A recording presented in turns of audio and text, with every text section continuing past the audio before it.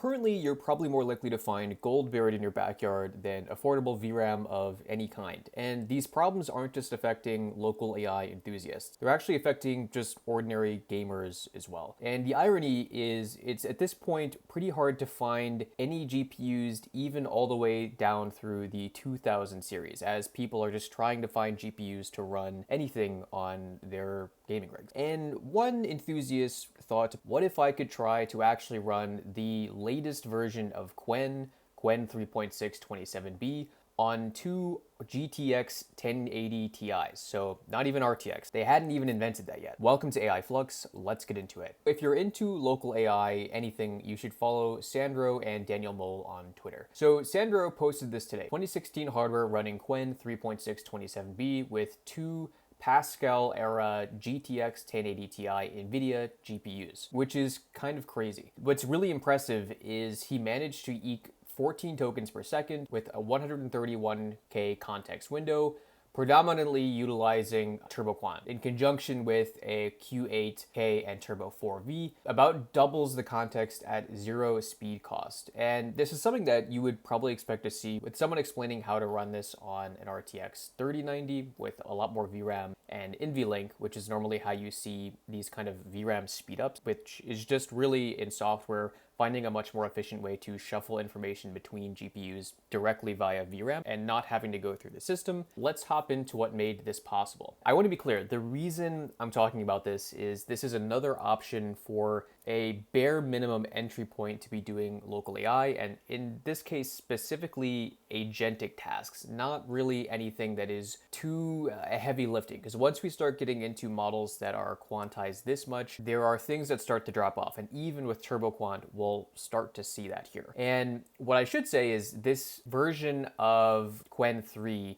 with Turbo Quant and what that enables is a state-of-the-art advancement. This is something that previously, two 1080 Ti's, you would only be able to run maybe some of the more capable 1-bit models. And 1-bit models should be viewed as models that pretty much can only do one skill at a time. It should basically be viewed as if you're using part of a mixture of experts model with like one of the experts running entirely. So what was Daniel actually running to make this possible, and what did the performance look like? So again, two GTX 1080 Ti's. So these are over 10 years old. He was running this with an HP Z840 workstation, so pretty much just a bare bones PC that you can find on eBay that has enough slots and decent throughput. One reason the 1080 Ti is such an interesting pick here is it's one of the only GPUs back in the day that had more than 10 gigs of VRAM. That was a really big deal, and it's something that nVidia didn't really do for a long time afterwards. For instance, the RTX 3080 only had 10 gigs of VRAM, and the system does have 128 gigs of DDR4 ECC. I would guess there's going to be some offloading here, and it'll be curious to see what backend they were using. So the stack. What they're using here is Llama C++,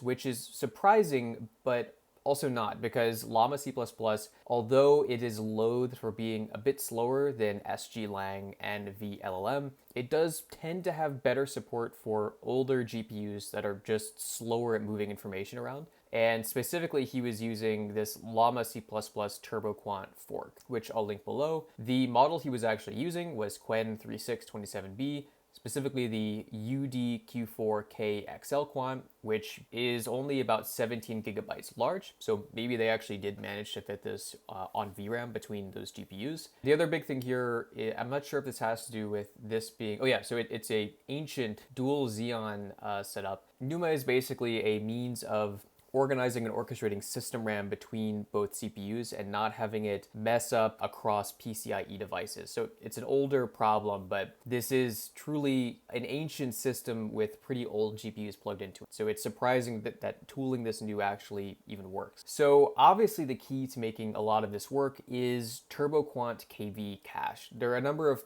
things that Turbo Quant does, but in terms of making this possible, the KV cache component is it. What's cool is with these two GPUs, you can push it to around 131,000 tokens. And what's really interesting is as a function of Turbo Quant, this happens with no speed cost. So there's no information that's having to shuffle between the GPUs to make this happen. We're still looking at 14 tokens per second. So this is kind of on the rusting, degrading, oxidizing edge of what I would say is even usable performance for these models. This is a great option if you want to have it run kind of as a slower agentic stack, something that you're not going to be directly interacting with in terms of watching feedback come back from the model, but you're just going to have it churn through some emails or use the recently released Cloudflare system for answering emails or sending emails. It's a great option for that. And the other thing is that Pascal is also hitting hard limits with driver support, and specifically for CUDA support. So there's new forms of CUDA math and just massive advancements that,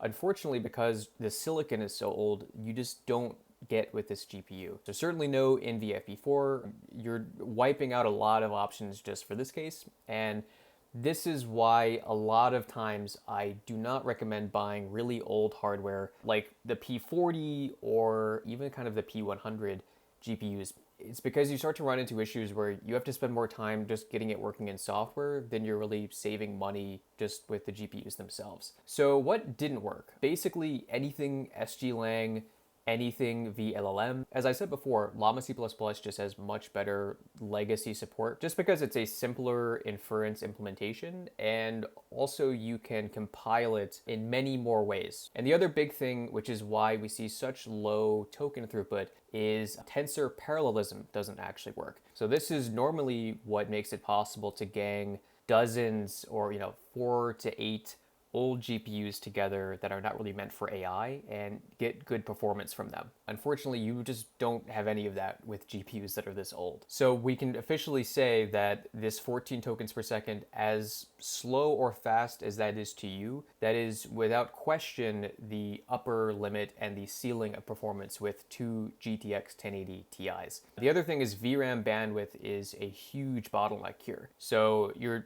really limited just to what you can push through the GPU, and the efficiency is atrocious. And ironically, what you get with the newer NVIDIA tooling, before we were looking at huge gains in speed, it was just efficiency of moving stuff into VRAM onto the GPU and back out. Obviously, the next logical step is to see what you can do with a similar stack and an RTX 3090 with VLLM and reasonable modern tooling using the same approach with Turbo Quant. Something that I would say is I still think the best option for any build for local AI, especially if you're looking at value, is still two 3090s. So definitely consider this if you have two of these laying around, or if you have a budget that is very much kind of close to zero. But before we hop here, I want to look at pricing. So one really cool thing with the 1080 Ti is you can still find it for like $150 a piece in a blower style card in very much working order. These are really cheap. People are willing to negotiate. There's no real reason to buy these outside of gaming at or below, really at 1080p. So if you have a really, really low budget and like $1,000 for a GPU is just out of the question, which I understand how that could be a lot of money, buying two of these is a pretty good option. And again, like 11 gigs of RAM at this price point basically does not exist. And if you're willing to buy a GPU that maybe is a little bit older or from an OEM that is a little bit less popular, you have a lot of great options here. So we're even seeing pricing down to $100 if you're willing to find a cooler.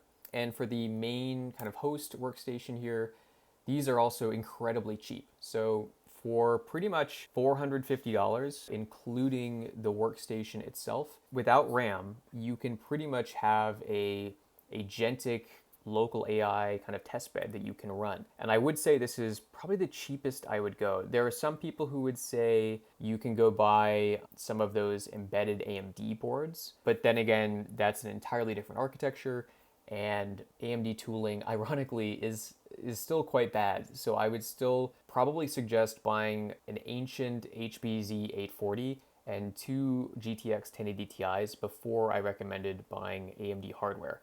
And if you have some questions about that or you disagree with me, please let me know in the comments below. So I'm curious what you guys think. Are you guys going to go out and buy some 1080 Ti's to try this out? If you have a 1080 Ti for gaming and now you realized you can run the latest Qwen model, does this change kind of what you were thinking? Are you going to go buy a second one? Let me know in the comments below. So as always, I hope you learned something from this video.